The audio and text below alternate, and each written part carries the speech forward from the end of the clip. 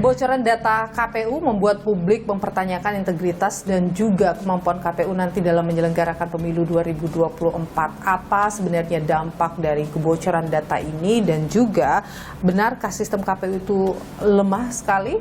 Kita perbincangkan hal ini, saudara. Bersama saya sudah hadir Pratama Persada, pendiri Lembaga Riset dan Keamanan Siber CISRED. Bung Pratama, terima kasih sudah bersama Nilu. Sehat selalu. Sehat, terima kasih Mbak Nilu. Jadi kalau kita bicara soal kebocoran data KPU, itu benar dan itu fatal? Kalau yang dapat saya analisis gitu, ini adalah benar-benar data DPT ya, gitu. Karena sampel data yang diberikan begitu banyaknya, ada 500.000 sampel. Kemudian secara random check, kita coba checking ke cek DPT-nya KPU, dan ternyata semuanya valid gitu. Ini terdaftar sebagai DPT yang ada di KPU. Oke, benar ya. Dari situs KPU. Nah, kalau dari situs KPU, ini harus dilakukan digital forensik sebenarnya. Cuma kalau kita lihat format datanya, format data yang ada dalam sampel database tersebut, ini adalah format data SQL. SQL itu adalah format data database begitu yang diambil dari server. Nah, gini, di dalam field data tersebut ada nomenklatur kodifikasi TPS, kodifikasi kelurahan, kodifikasi kecamatan, ada NIK, ada KK. Siapa sekarang yang punya data ini di Indonesia gitu dengan nomenklatur ini selain KPU? Kan nggak ada. Jadi hanya KPU. Kemudian juga si Jimbo ini, si hacker yang melakukan peretasan dan melakukan penjualan data, itu berhasil mencuri 252 juta data lebih dari server ini gitu, yang dia bilang server KPU gitu. Dan 252 juta data itu ternyata banyak data-data yang kembar. Data kembar itu artinya double satu ada nama. double. Dan itu dari situs KPU. Bisa saja di KPU juga terdapat data yang itu yang double itu. Saya belum memperdalam lagi ya gitu. Kenapa kok bisa ada double di KPU? Karena doublenya dan angkanya itu besar. Loh, 252 juta, kemudian menjadi 204 juta. Sekitar hampir 50 juta kan, iya. Gitu data kembarnya itu gitu, ya kan bahaya kalau jadi suara gitu. Betul ya sekali. Kan? Kita boleh lihat nggak sih, Anda bisa membukakan kepada kami situs yang bisa banget. Jadi ini dia mulai uploadnya itu tanggal 27 November jam 9.21 waktu ini ya mereka gitu. Nah, dia bilang bahwa dia berhasil melakukan pencurian ke situs kpu.go.id, source-nya kpu.go.id. Ya. File formatnya SQL. SQL itu adalah format database SQL gitu yang biasa digunakan oleh sistem aplikasi berbasiskan web untuk menyimpan database-nya. Gitu. Jadi ngambilnya bukan dari file Excel, bukan dari file dokumen atau file lain, dia langsung ngambil dari file database yang ada di server. Gitu. Artinya dia masuk sebagai admin. Nggak mungkin kalau nggak sebagai admin dia bisa ngambil data ini gitu. Karena dia bisa mengakses semuanya. Dia mau mengakses semuanya, dia mau ngopi semuanya, dia mau ngerubah apapun itu suka-suka dia. Bisa dilakukan olehnya tanpa disadari oleh pihak KPU. Nah, kalau KPU memiliki sistem monitoring yang cukup bagus, ya, memiliki tim admin yang cukup bagus, harusnya disadari. Ini yang agak aneh adalah hampir 4 hari ini gitu. Belum ada rilis dari KPU gitu, belum ditemukan tanda-tanda adanya peretasan ini gitu. Ini untuk masuk sebagai admin itu susah tidak dilakukan oleh hacker? Tergantung metodenya gitu. Kadang-kadang sangat gampang sekali gitu. Kadang-kadang juga memerlukan berbagai macam cara metode karena ini seperti trial and error gitu. Pakai cara ini nggak bisa, cara ini nggak bisa, cara ini nggak bisa gitu. Tetapi ketika si hacker ini menemukan celah keamanan, dia akan melakukan scanning nih. KPU akan di-scan semuanya, kemudian akan ditemukan nih celah-celah keamanan yang bisa dijadikan pintu masuk oleh si hacker ini. Lebih jauh nanti kita bicarakan soal sistem keamanan KPU apakah memang sangat lemah. Kita coba lihat ini kita lagi masuk, datanya. Kemudian dia memberikan sampel, kemudian dia juga memberikan link untuk memvalidasi data yang dia berikan. Ya, gitu. Nah, ini data yang dia berikan. Ini datanya gitu, sampel datanya. Ini ada apa? Ada arsip ID, ada NIK, ada KK, nomor KTP, kabupaten ID, kemudian apa? Kelurahan ID, jenis kelamin dan lain-lain gitu.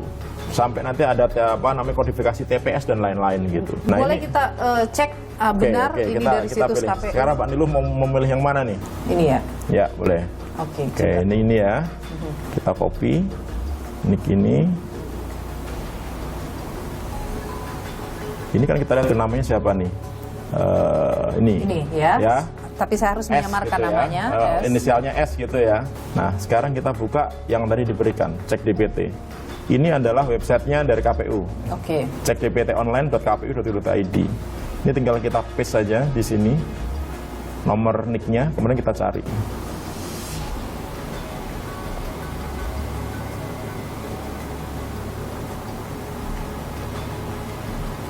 Sebentar, Anda belum terdaftar. Kok bisa belum terdaftar? Nah, ini lucu juga nih. Saya baru tahu nih ada yang belum daftar DPT yang belum terdaftar nih. Coba kita cari sudah atasnya. masuk dalam DPT tapi belum terdaftar. Terdaftar. Kita akan coba dengan yang lain nanti. lagi. Kita coba di atasnya ya. Iya. Kita coba yang atasnya. Kita coba yang di atasnya. Nah, ini masuk nih. Terdaftar. Nah, kalau ini kan langsung ketahuan tuh. Namanya siapa, dari TPS berapa, Ya. kemudian di kelurahan apa, kecamatan apa, kabupaten apa. Alamat lengkapnya juga ada. Ini hanya sebagian kecil dari masalah besar yang bisa muncul dengan lemahnya sistem KPU. Loh, iya dong. Masalah lebih besar lagi yang bisa terjadi Gini. apa kalau dalam ini Anda? Orang begitu dia berhasil masuk ke dalam sistem, bisa masuk ke dalam database, artinya apa? Dia bisa mengakses ke dalam sistem tersebut kan? Nah, kalau dia bisa mengakses, dia pasti bisa naruh apapun di dalam situ. Apa yang Anda khawatirkan? Kalau saya sebagai hacker gitu, saya nggak akan membiarkan apa namanya sistem ini begitu saya curi datanya, kemudian saya nggak bisa masuk lagi. Saya pasti akan naruh backdoor dalam sistem tersebut. Dan Anda Gitu. curiga itu terjadi? Saya pikir pasti melakukan itulah. Hacker itu hampir nggak ada yang nggak melakukan gitu, Oke. kecuali hacker-hacker yang ini ya. Dan apa yang mungkin bisa dilakukan ketika mereka ada di dalam sistem? Kalau apa backdoor itu tidak bisa ditemukan oleh tim gabungan yang sekarang ini apa membantu KPU, kalau tidak bisa ditemukan gitu, artinya masih ada celah keamanan gitu yang nanti di tahun 2024 bisa digunakan orang untuk masuk, hacker untuk masuk, untuk mengacak-ngacak hasil perhitungan pemilu.